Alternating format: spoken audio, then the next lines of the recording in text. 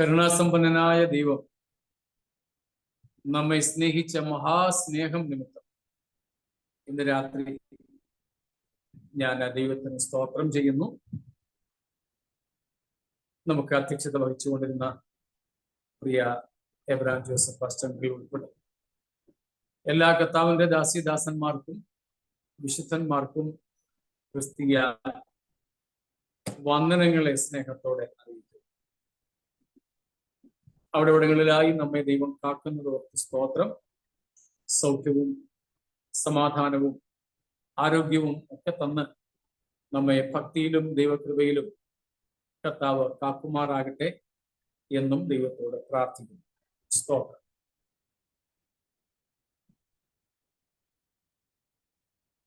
നാം ഒരുമിച്ച് ഇന്നും കഴിഞ്ഞ ദിവസം നാം ചിന്തിച്ചതിന്റെ ബാക്കി ഭാഗത്തേക്ക് പോകുവാൻ ആഗ്രഹിക്കുന്നു.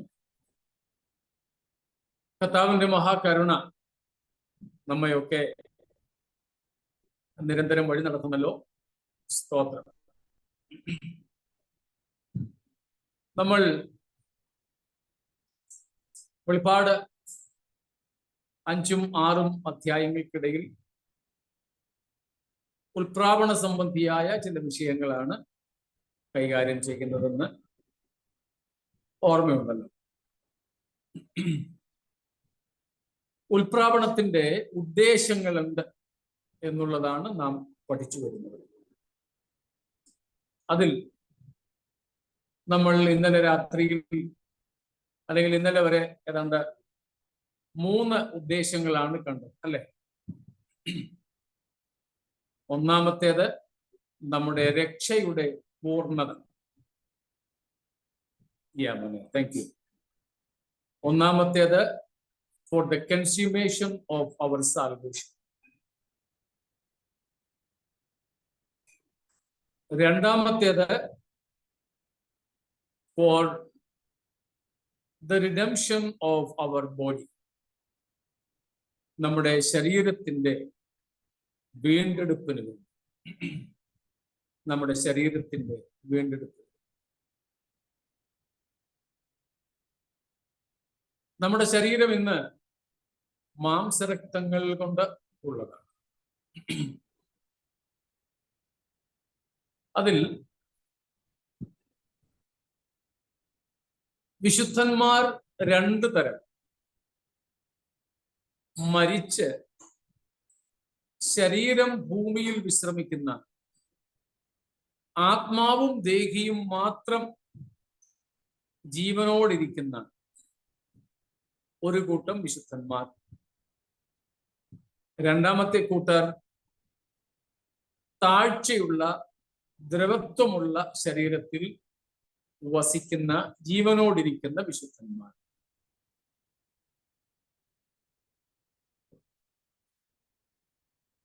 ശരീരമില്ലാതെ ആത്മാവും ദേഹവും മാത്രമായി, ദേഹിയും ആത്മാവും ദേഹിയും മാത്രമായി, ദേഹമില്ലാതെ വിശ്രമിക്കുന്ന വ്യക്തികൾക്ക് അവരുടെ ശരീരവും കൂടെ അവർക്ക് തിരികെ കൊടുത്ത് യേശുക്രിസ്തുവിന്റെ ശരീരം പോലെ അവരുടെ ശരീരത്തെ ആക്കി തന്റെ അടുക്കലേക്ക് ചേർക്കുക. ജീവനോടെ താഴ്ചയുള്ള ശരീരങ്ങളിൽ ജീവിച്ചിരിക്കുന്നവരുടെ ശരീരങ്ങളെ സ്വർഗത്തിൽ വസിക്കുവാൻ യോഗ്യത ഉള്ളതാക്കി രൂപാന്തരപ്പെടുത്തുക. ഇതാണ് രണ്ടാമത്തെ ലക്ഷ്യമായി നാം കണ്ടത്. മൂന്നാമത്തേത് നാം ഏറ്റവും ഒടുവിലായിട്ട് കണ്ടു.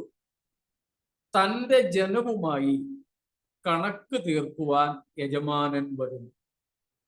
To settle account with his people. പല ഭാഗങ്ങൾ നമുക്കതറിയാം. തന്റെ ജനവുമായി, വിശുദ്ധന്മാരുമായി കർത്താവ് കണക്ക് തീർക്കും. അതുകൊണ്ടാണ് തിരുവെഴുത്തിൽ നമ്മൾ വായിക്കുന്നത്, കണക്ക് തീർക്കുന്ന നാളിൽ നിന്റെ കൈകൾ ബലപ്പെട്ടിരിക്കുന്നത്. കർത്താവ് വരുന്നതിന് മുമ്പേ ഒന്നും വിധിക്കരുതെന്ന് 1 കൊരിന്ത്യർ ലേഖനം 4-ാം അധ്യായം 3-ാം വാക്യത്തിൽ പൗലോസ് പറയുന്നു, അപ്പോൾ കർത്താവിന്റെ വരവിങ്കൽ ഒരു വിധിയുണ്ട്, വിശുദ്ധന്മാർക്കും ഒരു ന്യായവിധി ഉണ്ടെന്നുള്ളത് നമുക്ക് അറിയാവുന്ന കാര്യമാണല്ലോ. വിശുദ്ധന്മാർക്കും ഒരു ന്യായവിധിയുണ്ട്. വിശുദ്ധന്മാർക്ക് ശിക്ഷാവിധിയില്ല, പക്ഷേ ന്യായവിധിയുണ്ട്. No condemnation for the saints, but there is and there will be judgment of the works.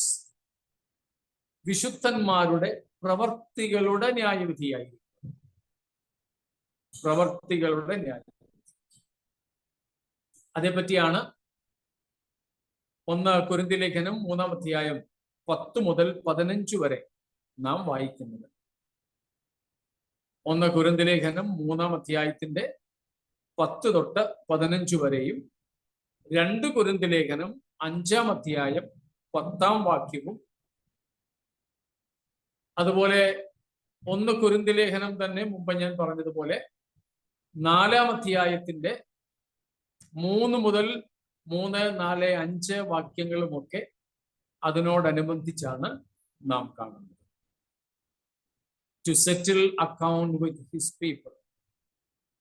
കർത്താവ് നമുക്ക് തന്നിട്ടുള്ള സകലത്തിന്റെയും കണക്ക് നമുക്ക് കൊടുക്കേണ്ടത്. സകലത്തിന്റെയും എന്ന് പറഞ്ഞാൽ സകലത്തിന്റെ, നമ്മൾ സംസാരിച്ച വാക്കുകൾക്ക്, ചിന്തിച്ച ചിന്തകൾക്ക്, നമ്മുടെ ആഗ്രഹങ്ങൾക്ക്, നമ്മുടെ ഉദ്ദേശങ്ങൾക്ക്, ലക്ഷ്യങ്ങൾക്ക്, ഇവയ്ക്കെല്ലാറ്റിനും കണക്ക് കൊടുക്കേണ്ട ഒരു സമയമായിരിക്കും അത്. സ്തോത്രം. പ്രതിഫല വിഭജനത്തിന് വേണ്ടിയുള്ള സമയം. സ്തോത്രം. പ്രതിഫല വിഭജനത്തിന് വേണ്ടിയുള്ള സമയമായിരിക്കും. സ്തോത്രം. അപ്പോൾ നാം അതിനുവേണ്ടി തയ്യാറാവേണം എന്നുള്ളതാണ് അതിൻ്റെ പ്രധാനപ്പെട്ട കാര്യം. ഇത്രയും കാര്യങ്ങളിൽ എന്തെങ്കിലും സംശയങ്ങൾ ഉണ്ടോ, അതോ മുൻപോട്ട് പോകാം?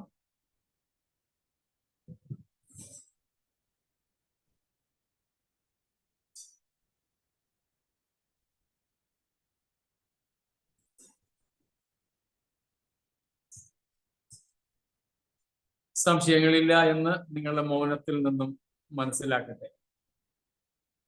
4-ാമത്തെ ലക്ഷ്യം, the fourth purpose, to deliver us from the coming wrath. To deliver us from the coming wrath. വരുവാനുള്ള കോപത്തിൽ നിന്നും നമ്മെ വിടുവിക്കുവാൻ. സ്തോത്രം. വരുവാനുള്ള കോപത്തിൽ നിന്നും നമ്മെ വിടുവിപ്പാൻ. നമ്മളത് ഇതിനു മുമ്പിലത്തെ സഭ മഹാപീഡനത്തിലൂടെ കടന്നു പോകുമോ ഇല്ലയോ എന്ന് ചിന്തിച്ച സമയത്ത് വിശദമായി പഠിച്ചതായതുകൊണ്ട് കൂടുതൽ വിവരണം ആവശ്യമില്ലല്ലോ. ഉൽപ്രാവണത്തിന്റെ ആവശ്യം, ഉദ്ദേശം ദൈവത്തിന്റെ സഭയെ ദൈവക്രോധത്തിൽ നിന്ന് വിടുവിക്കുക എന്നുള്ളതാണ്.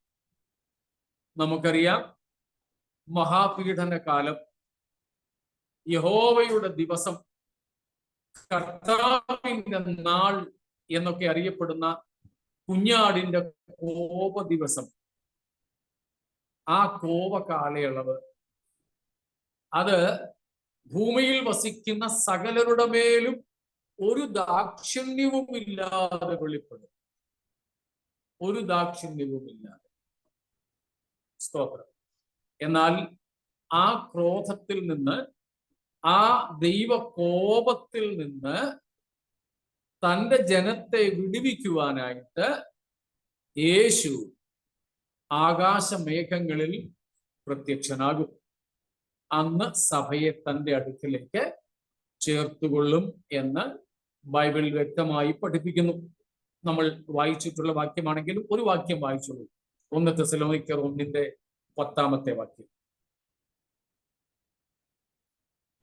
വരുവാനുള്ള കോപത്തിൽ നിന്ന് നമ്മെ വിടുവിക്കുന്നതിനുമായ യേശു സ്വർഗത്തിൽ നിന്ന് വരുന്നത് കാത്തിരിപ്പാനും. വരുവാനുള്ള കോപത്തിൽ നിന്ന് നമ്മെ വിടുവിക്കുന്നവനുമായ യേശു സ്വർഗത്തിൽ നിന്ന് വരുന്നത് നാം കാത്തിരിക്കുന്നു. കാത്തിരിക്കുന്നു. അപ്പോൾ മറ്റു ഭാഗങ്ങളൊക്കെ നമ്മൾ ചിന്തിച്ചതായതുകൊണ്ട് അതിലേക്ക് പോകുന്നില്ല.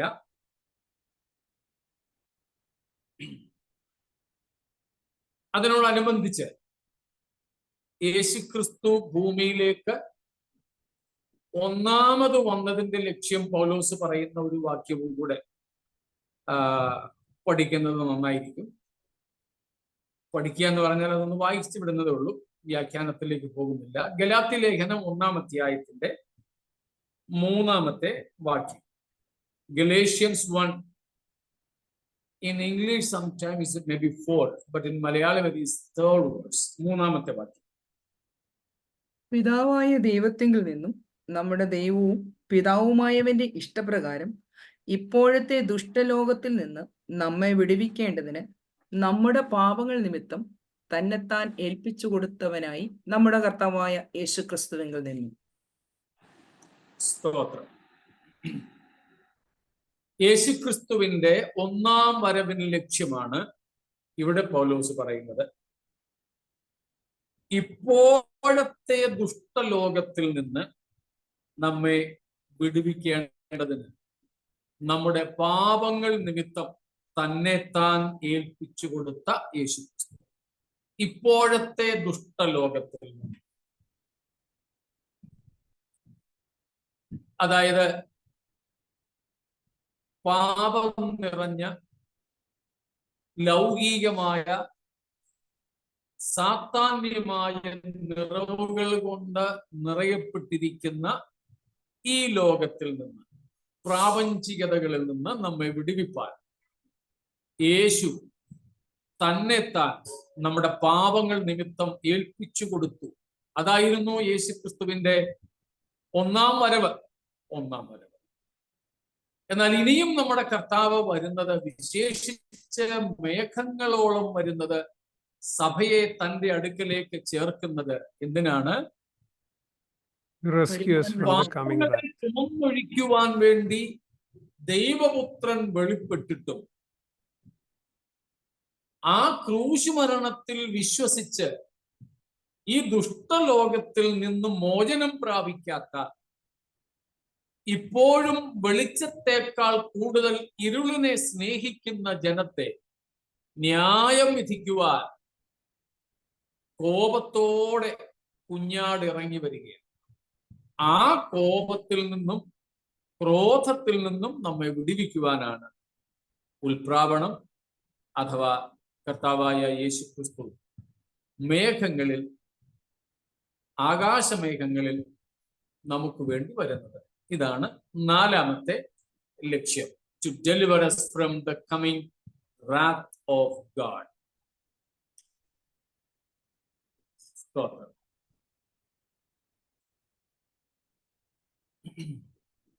അഞ്ചാമത്തേത്, അഞ്ചാമത്തെ മോനെ ഇപ്പം കാണിക്കണ്ട, ഇത് അതിനു മുമ്പ് ഞാൻ ഒരെണ്ണം കൂടെ ഇവിടെ എഴുതിയിട്ടില്ലാത്തത് പറയാം. ഇപ്പോഴതൊന്ന് മാറ്റിക്കും. അഞ്ചാമതൊരെണ്ണം ഞാനിവിടെ എഴുതിയിട്ടില്ലാത്തതും കൂടെ പറയാം. To take us with him. നമ്മെ തന്നോട് ചേർപ്പാൻ, നമ്മെ തന്നോട് ചേർപ്പാൻ. ടു collect us, തന്റെ അടുക്കലേക്ക് നമ്മെ ചേർക്കുക. അതാണ് നാം യോഹന്നാൻ 14:3 വായിക്കുന്നത്. നമുക്കറിയാമല്ലോ, പിന്നെയും വന്ന് നിങ്ങളെ എന്റെ അടുക്കൽ ചേർത്തുകൊള്ളും. എഫേസ്യ ലേഖനം 5-ാം അധ്യായം 25-26 വാക്യങ്ങളിലും നാം അത് കാണുന്നു. To present the church to himself. To present the church to himself. സ്തോത്രം. ദൈവസഭയെ തേജസ്സോടെ തനിക്കു താൻ മുൻനിർത്തേണ്ടതിന്. സ്തോത്രം. അതാണ് അഞ്ചാമത്തേതായിട്ട് നമുക്ക് കാണുവാൻ കഴിയുന്നത്. അതിൻ്റെയും കൂടുതൽ വിശദീകരണം വേണ്ടല്ലോ. സ്തോത്രം. ദൈവസഭയെ തൻ്റെ അടുക്കൽ ചേർക്കുക, വിശുദ്ധന്മാരെ തൻ്റെ അടുക്കൽ ചേർക്കുക. സ്തോത്രം. ഒരു കാര്യം സത്യം പറഞ്ഞാൽ, ഇതിനു വേണ്ടി നമുക്കാണോ കൂടുതൽ ആഗ്രഹം അതോ കർത്താവിനാണോ? കർത്താവിന്. സ്തോത്രം. കർത്താവിനാണ്. നമുക്കുള്ളതിനേക്കാൾ ഭയങ്കര ആഗ്രഹം കർത്താവ്. കാരണം അത്രയ്ക്ക് വില കൊടുത്തവനാണ് കർത്താവ്. സ്തോത്രം. അത്രയ്ക്ക് വില കൊടുത്തത് കർത്താവാണ്. സത്യം പറഞ്ഞാലുണ്ടല്ലോ, നമ്മെ ഇങ്ങനെ ആക്കി തീർക്കാൻ കർത്താവ് കൊടുത്ത വിലയുടെ മൂല്യം നമുക്കറിയത്തില്ല. നമ്മൾ പിന്നെ ഈ വൈബ്രേഷനൊക്കെ ഇട്ട് ഇങ്ങനെ പറയുന്നേ ഉള്ളൂ. അത് ജനത്തെ ഒന്ന് ഇളക്കാൻ വേണ്ടി പറയുന്നതാ, അതല്ലാതെ അതിന്റെ ആഴങ്ങളൊന്നും മനസ്സിലാക്കിയിട്ടല്ല. പിന്നെ പറയുന്നത് കൊണ്ട് നമുക്ക് ഭയങ്കര സന്തോഷമാണെന്ന് അറിയിക്കാൻ നമ്മളൊന്ന് കൈയൊക്കെ അടിച്ച് ഒന്ന് തുള്ളിയൊക്കെ കാണിക്കും. സത്യത്തിൽ നമ്മെ തേജസ്സോടെ തനിക്ക് താൻ മുൻനിർത്തേണ്ടതിന് കർത്താവ് ആഗ്രഹിച്ച ആ തീവ്രമായ ആഗ്രഹവും അതിനുവേണ്ടി മുടക്കിയ മുതലിന്റെ ആഴവും സഹിച്ച കഷ്ടതയുടെ ഭീകരതയും ഒന്നും നമുക്ക് സത്യത്തിൽ മനസ്സിലായിട്ടില്ല ഇതുവരെ. എനിക്ക് മനസ്സിലായിട്ടില്ല കേട്ടോ. മനസ്സിലായി അത്രയൊക്കെ പറയുന്നതേ ഉള്ളൂ. ഇത്രയൊന്നും അല്ല, ഞാൻ ഈ പറയുന്നത് പോലൊന്നും അല്ല.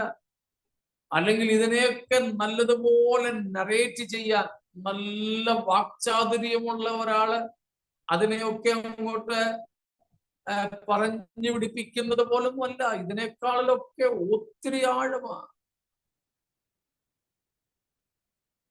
നമ്മെ കറയോ ചുളുക്കമോ വാട്ടമോ മാലിന്യമോ ഒന്നുമില്ലാത്തവരായി തേജസ്സോടെ തനിക്ക് താൻ മുൻനിർത്തേണ്ടതിന് കർത്താവിന് എന്തുമാത്രം ആഗ്രഹം ഉണ്ടായിരുന്നെന്ന് അറിയാമോ? സ്തോത്രം. ആ ആഗ്രഹം നിമിത്തമാ, കർത്താവിന്റെ ആ കൊതി നിമിത്തമാ, സ്തോത്രം, ഇത്ര വലിയ വില നൽകിയത്. ഇന്നത്തെ ഞങ്ങൾ ഇവിടെ നടന്ന യോഗത്തിൽ പാട്ടുപാടാൻ ഒരു കുടുംബം ഉണ്ടായിരുന്നു. ആവേശത്തിൽ അദ്ദേഹം പറഞ്ഞ ഒരു കാര്യം എനിക്ക് പ്രസംഗത്തിൽ തിരുത്തേണ്ടതായിട്ട് വന്നു. താൻ പറഞ്ഞു, ഭാര്യയെ കൂടാതെ ഭർത്താവ് പൂർണ്ണനല്ല, ഭർത്താവിനെ കൂടാതെ ഭാര്യയും പൂർണ്ണയല്ല. ഇതുപോലെ കർത്താവിനെ കൂടാതെ നമ്മൾ പൂർണ്ണരല്ല, നമ്മളെ കൂടാതെ കർത്താവും പൂർണ്ണനല്ല. പറഞ്ഞയാളിനും ഒന്നും മനസ്സിലായില്ല, കേട്ടവർക്കും അല്ലേലിയൊക്കെ പറഞ്ഞ് എനിക്കൊരു വല്ലാത്ത വിഷം പറയാൻ പറ്റുമോ, പറയാതിരിക്കാൻ പറ്റുമോ, തിരുത്താതെ പോയാൽ. ഒടുവിൽ കുറേയേറെ സമയം എനിക്ക് അതിനു വേണ്ടി ചിലവഴിക്കേണ്ടി വന്നു. ഞാൻ പറഞ്ഞു വന്നതിന്റെ സാരം, കർത്താവിന് നമ്മെ കൊണ്ട് എന്തെങ്കിലും ആവശ്യമുള്ളത് കൊണ്ടാണോ ഇങ്ങനെയൊക്കെ കർത്താവ് ചെയ്തതും നമ്മളെ സൃഷ്ടിച്ചതും വീണ്ടെടുത്തതും ഒക്കെ? അല്ല, അല്ല. നമ്മളെ കൊണ്ട് കർത്താവിന് ഒരു പ്രയോജനവുമില്ല. യേശു കർത്താവ് പഠിപ്പിച്ചതുപോലെ എല്ലാം കഴിയുമ്പോഴും നിങ്ങൾ പറ, ഞങ്ങൾ പ്രയോജനമില്ലാത്ത ദാസന്മാർ. അയ്യോ, ദൈവത്തിന് നമ്മെ കൊണ്ട് പ്രത്യേകിച്ച് ഒരു കാര്യമില്ല കേട്ടോ. എന്നിട്ടും നമ്മെ കൊണ്ട് ആവശ്യമില്ലാഞ്ഞിട്ടും നമ്മെ നമ്മുടെ കർത്താവ് സ്വന്തമാക്കിയത്. അത്രയ്ക്ക് ആഗ്രഹമാണ്. ഈ മോഹവില എന്നൊക്കെ പറയത്തില്ലേ, മോഹവില. എൻ്റെ ഒരു സ്നേഹിതൻ കഴിഞ്ഞ ചില ദിവസങ്ങൾക്ക് മുമ്പ് എന്നോട് പറഞ്ഞു, അദ്ദേഹത്തിന്റെ ഒരു സ്നേഹിതൻ ഒരു വണ്ടി വിൽക്കാനുണ്ട്. 8-10 വർഷമോ മറ്റോ പഴക്കമുള്ളതാ. അപ്പൊ അദ്ദേഹം പറഞ്ഞെന്ന്, ഞാൻ എൻ്റെ വണ്ടി വിൽക്കാൻ പോവുകയാണ്, അതിന് പ്രത്യേകിച്ച് ഞാൻ വിലയിടുന്നില്ല, എനിക്കതിന് കിട്ടാൻ പോകുന്നത് മോഹവിലയാണ്.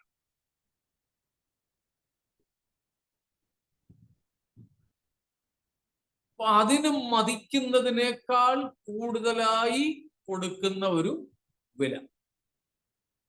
നമ്മുടെ ഇടയിലൊക്കെ പറയാമല്ലോ, പഴയ എൻഫീൽഡ് ബുള്ളറ്റ് 10, 30, 40, 50 ഒക്കെ വർഷം പഴക്കമുള്ളതിന് ഇപ്പോഴത്തെ പുതിയതിനേക്കാൾ വിലയാണെന്ന്. അതെവിടെങ്കിലും ഉണ്ടോ എന്ന് തിരക്കി നടക്കുന്നവരെ ഞാൻ കണ്ടിട്ടുണ്ട്.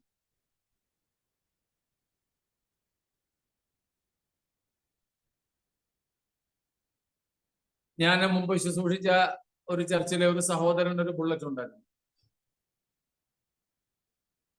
അദ്ദേഹം ആക്സിഡന്റ് ആയിട്ട് കാലൊക്കെ ഒടിഞ്ഞു കിടന്ന് കുറച്ചു കാലം ഞാനത് ഉപയോഗിച്ചു. പഴയ ഒരെണ്ണമാണ്. ആൾക്കാർ ഇത് കാണുമ്പോഴൊക്കെ വന്ന് വില പറയും. മോഹവില. അതിനോട് അവർക്കൊരാഗ്രഹം, ഒരാർത്തി.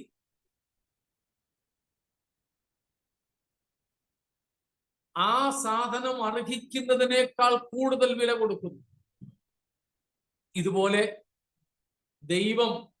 ദൈവപുത്രനായ ക്രിസ്തു നമുക്ക് വേണ്ടി വീണ്ടെടുപ്പിന്റെ വില നൽകി.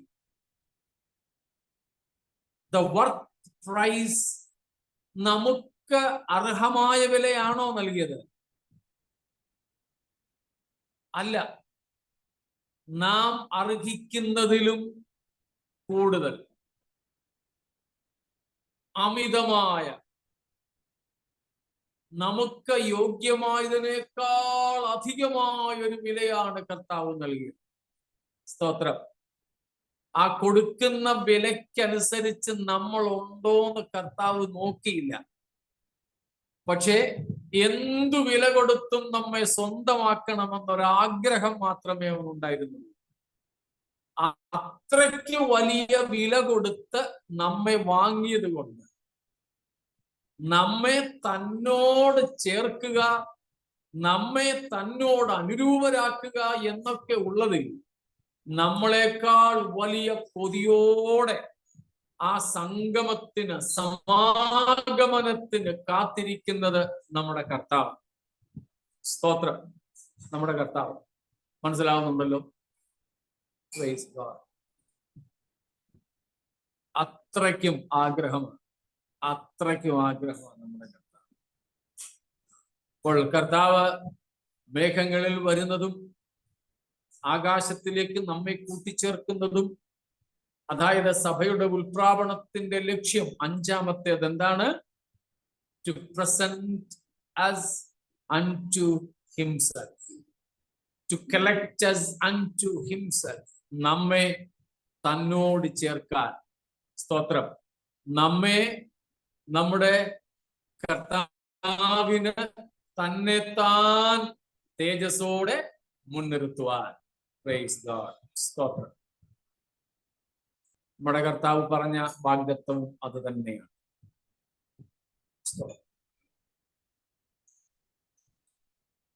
അടുത്തത് 6-ാമത്തേത്. Next one, 5th one.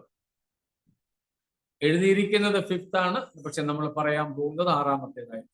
കാരണം 4-നും 5-നും ഇടയിൽ മറ്റൊന്ന് ഞാൻ പറഞ്ഞിരുന്നു. To seat us with himself. നമ്മെ തന്റെ അടുക്കലേക്ക് ചേർക്കുക മാത്രമല്ല, നമ്മെ തന്നോട് കൂടെ ഇരുത്തുക. കർത്താവ് ഇരിക്കുന്ന ഇടത്ത് നമ്മെയും തന്നോടൊപ്പം ഇരുത്തുക. സ്തോത്രം. കർത്താവിനോട് കൂടെ നമ്മെ ഇരുത്തുക എന്ന ലക്ഷ്യം. To seat us with himself. സ്തോത്രം. യോഹന്നാൻ 14:3 നമ്മൾ ഇപ്പോൾ പറഞ്ഞ കാര്യം തന്നെയാണ് അവിടെ കർത്താവ് പറയുന്നത്. സ്തോത്രം. അതുപോലെ 1 തെസ്സലോനിക്കർ 4:17 നാം കാണുന്നുണ്ട്, ഇങ്ങനെ നാം എപ്പോഴും കർത്താവിനോട് കൂടെ ഇരിക്കും. സ്തോത്രം. കർത്താവിനോട് കൂടെ ഇരിക്കും. അതോടൊപ്പം യോഹന്നാൻ 12:26 വാക്യമാണെന്നാണ് എന്റെ ഓർമ്മ. 12:26 ജോൺ, അതും കൂടെ വായിച്ചാൽ. എനിക്ക് ശുശ്രൂഷ ചെയ്യുന്നവൻ എന്നെ അനുഗമിക്കട്ടെ, ഞാൻ ഇരിക്കുന്നിടത്ത് എന്റെ ശുശ്രൂഷക്കാരനും ഇരിക്കും. ഞാൻ ഇരിക്കുന്ന ഇടത്ത് എന്റെ ശുശ്രൂഷക്കാരനും ഇരിക്കും. നാം നമ്മുടെ കർത്താവിനെ സേവിക്കുന്നെങ്കിൽ, ശുശ്രൂഷിക്കുന്നെങ്കിൽ, കർത്താവിനോട് കൂടെ ഇരുത്തുവാൻ കർത്താവിന് ഭയങ്കര വ്യഗ്രതയാണ്. സ്തോത്രം. യോഹന്നാൻ 17:24 കൂടെ, ജോൺ 17:24. പിതാവേ, നീ ലോകസ്ഥാപനത്തിന് മുമ്പേ എന്നെ സ്നേഹിച്ചിരിക്കൊണ്ട് എനിക്ക് നൽകിയ മഹത്വം നീ എനിക്ക് തന്നിട്ടുള്ളവർ കാണേണ്ടതിന് ഞാൻ ഇരിക്കുന്ന ഇടത്ത് അവരും എന്നോട് കൂടെ ഇരിക്കണം എന്ന് ഞാൻ ഇച്ഛിക്കുന്നു. കർത്താവിന്റെ ആഗ്രഹം പിതാവിനോട് നമ്മെ സഭയായി രൂപപ്പെടുത്തുന്നതിന് മുമ്പ് തന്നെ പ്രാർത്ഥിക്കുക. സ്തോത്രം.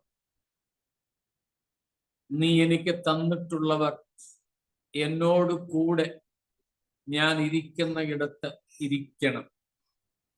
അങ്ങനെ നമ്മളെ ഇരുത്താൻ വേണ്ടിയാണ് നമ്മെ കർത്താവ് ചേർക്കുന്നത്. What a glorious hope we have. Praise God. Praise God.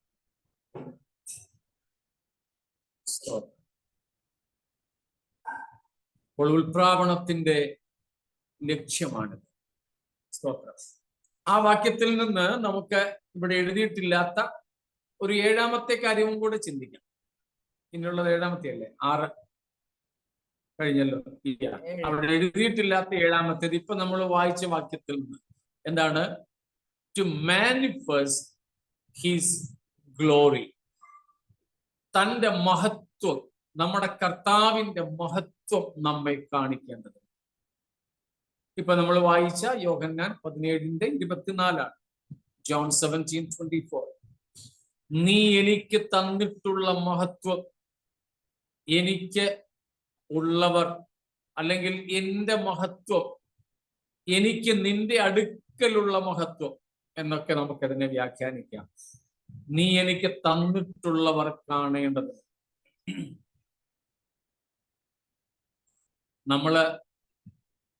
ഞങ്ങളിപ്പം മുംബൈയിൽ താമസിക്കുന്നു.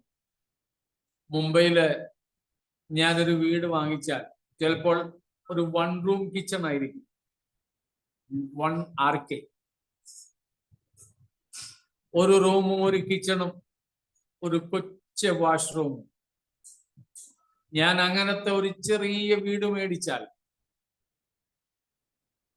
നാട്ടിൽ നിന്ന് എനിക്കുള്ളവരെ കൊണ്ടുവന്ന് അതൊന്ന് കാണിക്കണമെന്നൊരാഗ്രഹം.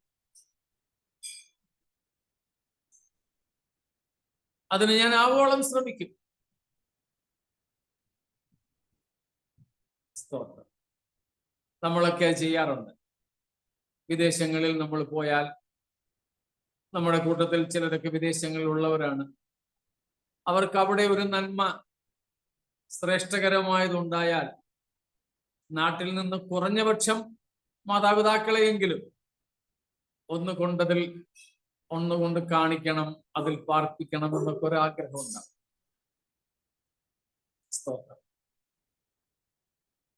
നമുക്ക് നമ്മുടെ കർത്താവിനെ, പ്രത്യേകിച്ച് അന്ന് യേശുവിന്റെ ശിഷ്യന്മാർക്ക് യേശുവിനെ, മനുഷ്യനായ യേശുവിനെ മാത്രമേ അറിയാവൂ. ജനിക്കുവാൻ ഇടമില്ലാതെ വഴിയരികിൽ എവിടെയോ ജനിച്ച് സ്വന്തം സഹോദരങ്ങളാൽ പോലും നിന്ദിതനായി കഴിയുന്ന ഒരു യേശു. മറിയയുടെ മറ്റു മക്കൾ അവരാരും യേശുവിൽ വിശ്വസിക്കുന്നില്ലായിരുന്നു. യോഹന്നാൻ 7-ാം അധ്യായത്തിൽ ആദ്യ വാക്യങ്ങളിലുണ്ട്. യേശുവിനെ അവർ കളിയാക്കുന്നു. എന്നിട്ട് താഴെ എഴുതിയിട്ടുണ്ട്, അവന്റെ സഹോദരന്മാർ അവനിൽ വിശ്വസിച്ചിരുന്നില്ല. അപ്പൊ സ്വന്തം വീട്ടിൽ പോലും ഒരു നിലയും വിലയും ഇല്ലാത്ത യേശുവിനെയാണ് ശിഷ്യന്മാർക്കറിയാവുന്നത്. യേശുവിനറിയാം. അല്പം കൂടെ കഴിയുമ്പോൾ അവർ പിന്നെയും യേശുവിനെ മനസ്സിലാക്കാൻ പോകുന്നത് മനുഷ്യരുടെ നിന്ദാപാത്രമായ യേശു. ആ നിന്ദയുടെ അങ്ങ് പരമോന്നതിയിൽ എത്തുമ്പോ ആ ക്രൂശ് മരണം. എല്ലാവരും കൈവിട്ട യേശു, നിസ്സഹായനായി നിൽക്കുന്ന യേശു, മുഖത്ത് തുപ്പുന്നത് പോലും തടയാൻ കഴിയാത്തവനായി നിൽക്കുന്ന ഒരു യേശു, നഗ്നത മറയ്ക്കാൻ പോലും കഴിയാത്ത ഒരു യേശു. ആ യേശുവിനെ ശിഷ്യന്മാർ കാണാൻ പോവാ. അപ്പോൾ ശിഷ്യന്മാരുടെ മനസ്സിൽ യേശുവിനെ കുറിച്ച് ഉണ്ടാകുന്ന ചിത്രം എന്തെന്ന് യേശുവിന് നന്നായിട്ടറിയാം. പക്ഷേ കർത്താവ് പ്രാർത്ഥിക്കുക, കർത്താവേ, പിതാവേ, എൻ്റെ ഈ താഴ്ചയിൽ മാത്രം എന്നെ അറിയുന്ന എൻ്റെ ശിഷ്യന്മാര്, എന്നാലും ഈ താഴ്ചയിൽ അവരെന്നെ അറിഞ്ഞിട്ടും എന്നെ ഉപേക്ഷിക്കാതെ സ്വന്തം ജീവൻ എനിക്ക് വേണ്ടി തരാൻ പോലുമുള്ള സമർപ്പണത്തോടെ എന്നോട് പറ്റി നിൽക്കുന്ന ഈ ശിഷ്യന്മാർ, അവരൊരു കാര്യം കാണാൻ എനിക്ക് ആഗ്രഹമുണ്ട്. അവര് കണ്ട ഞാൻ മാത്രമല്ല, അവര് കണ്ട ഞാനല്ല ഞാൻ. അത് എൻ്റെ ഒരു ഭാഗം മാത്രമാണ്. പകരം എനിക്ക് അങ്ങയുടെ അടുക്കൽ പണ്ടുണ്ടായിരുന്നതും ഇനിയും എനിക്ക് അങ്ങയുടെ അടുക്കൽ ഉണ്ടാകാൻ പോകുന്നതുമായ ഒരു മഹത്വമുണ്ട്. നമ്മൾ അതിനെയാണ് പൂർവാസ്തിക്യനായ ക്രിസ്തുവെന്നും തേജസ്കരിക്കപ്പെട്ട ക്രിസ്തുവെന്നും പറയുന്നത്. The pre-existent Christ and the exalted Christ. ഇപ്പോൾ ശിഷ്യന്മാർക്ക് ആരെ മാത്രമേ, ഏത് യേശുവിനെ മാത്രമേ അറിയാവൂ? ജഡമെടുത്ത യേശുവിനെ. The humbled and humiliated Christ. രണ്ടുമുണ്ട്. Who humbled himself, തന്നെത്താൻ താഴ്ത്തിയ യേശുവിനെയും, പിന്നെ ഹ്യൂമിലിയേറ്റഡ് ക്രൈസ്റ്റ്, ശത്രുക്കളാൽ അപഹാസ്യനായ യേശുവിനെയും മാത്രമേ ഇപ്പോൾ ശിഷ്യന്മാർക്കറിയാവൂ. എന്നാൽ പിതാവേ, എനിക്കൊരാഗ്രഹമുണ്ട്. ഈ താഴ്ത്തപ്പെട്ട, ഈ പരിഹസിക്കപ്പെടുന്ന എന്നോട് വിധേയത്വം പുലർത്തി നിൽക്കുന്ന എൻ്റെ ശിഷ്യന്മാർക്ക് അങ്ങൊരു കരുണ കാണിക്കണം. സ്തോത്രം. എൻ്റെ ഈ താഴ്ചയിലും അവർ എന്നോട് കൂടെ ഇരുന്ന്, അതുകൊണ്ട് എൻ്റെ മഹത്വത്തിലും അവർ എന്നോട് കൂടെ ഇരിക്കണം. നമ്മുടെ കർത്താവിന്റെ ആഗ്രഹം കണ്ടോ? സ്തോത്രം. ഇപ്പൊ നമ്മുടെ രാജ്യത്തെ ഇലക്ഷൻ ഒക്കെ കഴിഞ്ഞു. ഒത്തിരി അണികൾ, പല പാർട്ടികളുടെയും പ്രവർത്തകർ ഊണും ഉറക്കവും ഒക്കെ നഷ്ടപ്പെടുത്തി സ്ഥാനാർത്ഥികൾക്ക് വേണ്ടി പരിശ്രമിച്ചു, പണി ചെയ്തു. അവരിൽ പലരും ജയിച്ചിട്ടുണ്ട്. പക്ഷേ അവർക്ക് വേണ്ടി അത്യധ്വാനം ചെയ്ത അണികളെ ഇനി അവർ ഓർക്കുമോ? എന്തെങ്കിലും ഒരു ആവശ്യം അവർ നടത്തി കൊടുക്കുമോ? നമുക്കറിയാമല്ലോ. എന്നാൽ നമ്മുടെ ഗുരുനാഥൻ പറയുക, പിതാവേ, എന്റെ താഴ്ചയിലും എന്റെ കഷ്ടതയിലും എന്നോട് പറ്റി നിന്നവരായ എന്റെ ശിഷ്യന്മാരുണ്ട്. സ്തോത്രം. അവര് എന്റെ മഹത്വം കണ്ടിട്ടില്ല, പക്ഷേ അവർ എന്റെ മഹത്വം അങ്ങയുടെ അടുക്കൽ എനിക്ക് ഉണ്ടായിരുന്നതും ഇനി ലഭിക്കാൻ പോകുന്നതുമായ മഹത്വം ഒന്ന് കാണേണ്ടതിന് ഞാൻ ഇരിക്കുന്നയിടത്ത് അവരെയും കൂടെ ഇരുത്തണേ. സ്തോത്രം. അപ്പോൾ ഇതാണ് ഉൽപ്രാവണത്തിന്റെ 7ാമത്തെ ലക്ഷ്യം. കർത്താവിന്റെ മഹത്വം നാം കാണേണ്ടത്. സ്തോത്രം. അടുത്തത്, നമ്മുടെ സമയം തീരാറാവുന്നു. സ്തോത്രം. അടുത്ത ഒന്നും കൂടെ നാം നോക്കുന്നു. ഇതിനോട് ചേർത്ത് നമുക്ക് ചിന്തിപ്പാൻ പറ്റുന്നതാണ്. എന്നാൽ ശരീരത്തിന്റെ വീണ്ടെടുപ്പ് എന്ന് നമ്മൾ പഠിച്ചതുകൊണ്ട് ആവർത്തിക്കുന്നില്ല. അതായത് നമ്മെ തന്നോട് അനുരൂപരാക്കുവാൻ. അതാണ് നമ്മൾ നമ്മുടെ ശരീരത്തിന്റെ വീണ്ടെടുപ്പ് എന്നതുകൊണ്ട് അർത്ഥമാക്കിയത്. അതുകൊണ്ട് അത് വേറെ ആയിട്ട് പറയാതെ ഞാൻ അങ്ങ് വിടുന്നു. സ്തോത്രം. 8ാമത്തേത് അല്ലെ, 8ാമത്തെ ലക്ഷ്യമാണ് to offer a last chance for the world to repent or to be saved. ലോകത്തിന് മാനസാന്തരപ്പെടാൻ, രക്ഷിക്കപ്പെടാൻ എന്നതിനേക്കാൾ രക്ഷപ്പെടാൻ എന്ന് പറയുന്നതായിരിക്കും. ലോകത്തിന് മാനസാന്തരപ്പെടാൻ അല്ലെങ്കിൽ രക്ഷപ്പെടുവാൻ ഒരു അവസാന അവസരം നൽകുക എന്നുള്ളതാണ് സഭയുടെ ഉൽപ്രാവണത്തിന്റെ ലക്ഷ്യം. കാരണം നമ്മൾ സുവിശേഷമൊക്കെ അറിയിച്ച് പ്രസംഗിച്ച് നടക്കല്ലേ. നമ്മൾ പ്രസംഗിച്ചതുപോലെ സഭ എടുക്കപ്പെട്ട ശേഷം പിന്നെ ലോകത്തിൽ ജീവിച്ചിരിക്കുന്നവർക്ക് ഓർക്കാനും മനസ്സിലാക്കാനും പറ്റും, എടാ അവന്മാര് പ്രസംഗിച്ച പോലെ പഠിപ്പിച്ച പോലെ ദാ സംഭവിച്ചു. അങ്ങനെയാണെങ്കിൽ ഇനിയും ചിലതും കൂടെ സംഭവിക്കും. ഒരു കാര്യം ചെയ്യാം, ജീവൻ പോയാലും വേണ്ടില്ല, അവന്മാര് പറഞ്ഞത് സത്യമാണ്, അത് വിശ്വസിച്ച് നമുക്ക് ഇനിയുള്ള കാലമെങ്കിലും ഈ യേശുവിനായിട്ട് ജീവിക്കാം എന്നൊന്ന് തീരുമാനിക്കാം. അങ്ങനെ ലോകത്തിന് മാനസാന്തരത്തിനായിട്ടുള്ള അവസാന ഒരു അവസരവും കൂടെ കൊടുക്കുക. അതുകൊണ്ടാണ് നമ്മൾ കഴിഞ്ഞ ദിവസങ്ങളിൽ വെളിപ്പാട് പുസ്തകത്തിൽ വായിച്ചത്, എന്നിട്ടും അവർ തങ്ങളുടെ ദുഷ്പ്രവർത്തികളെ വിട്ട് മാനസാന്തരപ്പെട്ടില്ല. എല്ലാവരെയും കുറിച്ചല്ല, കുറേയേറെ പേർ രക്ഷിക്കപ്പെടും. വെളിപ്പാട് പുസ്തകം 6-ാം അധ്യായം മുതൽ 18-ാം അധ്യായം വരെ അല്ലെങ്കിൽ 19-ന്റെ തുടക്കം വരെ നാം കാണുന്നത് ഈ വിഷയങ്ങളാണ്. To offer the world a last chance. A last chance.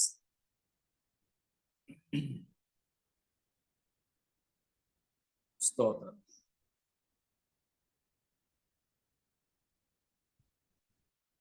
ലോകത്തിന് നമ്മുടെ ഉൽപ്രാവണം ഒരു സാക്ഷ്യവും കൂടെ ആയിരിക്കും. സഭ മഹാപീഡനത്തിലൂടെ കടന്നു പോകുന്നെങ്കിൽ ഈ സാക്ഷ്യം ലോകത്തിന് കിട്ടില്ല. എന്നാൽ സഭ മഹാപീഡനത്തിലൂടെ പോകാതെ ഉൽപ്രാവണം പ്രാപിക്കുന്നെങ്കിൽ അത് ലോകത്തിനുള്ള ഒരു സാക്ഷീകരണവും കൂടെയാണ്. അന്തിമമായി ലോകത്തെ ക്രിസ്തുവിന്റെ വരവിനെ സംബന്ധിച്ചും സുവിശേഷത്തെ സംബന്ധിച്ചും ബോധ്യപ്പെടുത്താൻ ദൈവം ഉപയോഗിക്കുന്ന ഏറ്റവും പ്രധാനപ്പെട്ട ഒരു മാധ്യമമാണ്. കഴിഞ്ഞ ദിവസം നമ്മൾ കണ്ടതുപോലെ that will be very much evident for the whole world. മുഴു ലോകത്തിനും സഭയുടെ ഉൽപ്രാവണം തെളിവായിട്ടുണ്ടാകും. നമ്മൾ 2-3 ദിവസം മുമ്പ് ചിന്തിച്ചതുപോലെ ഏറ്റവും കൂടുതൽ ആൾക്കാർ ഒരുമിച്ച് കാണാതാവുക, ഏറ്റവും കൂടുതൽ അപകടങ്ങൾ സംഭവിക്കുക, കൊച്ചു കുഞ്ഞുങ്ങൾ മുഴുവനും എടുക്കപ്പെടുക, ഒറ്റ കുഞ്ഞുങ്ങൾ ഭൂമിയിൽ ശേഷിക്കാതിരിക്കുക, ഇങ്ങനെയൊക്കെ വളരെ വലിയ അത്ഭുതങ്ങൾ ലോകത്തിൽ എല്ലാവർക്കും തെളിവായി നടക്കാൻ പോകും ഉൽപ്രാവണത്തിൽ. അത് തന്നെ ലോകത്തിന് മാനസാന്തരപ്പെടാനുള്ള ഒരു അന്തിമ ആഹ്വാനമാണ്. മഹാപീഡനത്തിലൂടെ ദൈവസഭ കടന്നു പോകുന്നെങ്കിൽ ഇതും ഈ ഒരു അവസരവും ഇല്ലാതെയാവുകയാ ലോകത്ത്. ഇതാണ് ഉൽപ്രാവണത്തിന്റെ ലക്ഷ്യങ്ങൾ. കർത്താവ് മേഘങ്ങളിൽ വരുന്നതിന്റെ സ്തോത്രം. ഇത്രയും കാര്യങ്ങള് വ്യക്തമാണോ? അതെ. സംശയങ്ങൾ എന്തെങ്കിലും ഉണ്ടോ ഇതുവരെ ഉള്ളത്?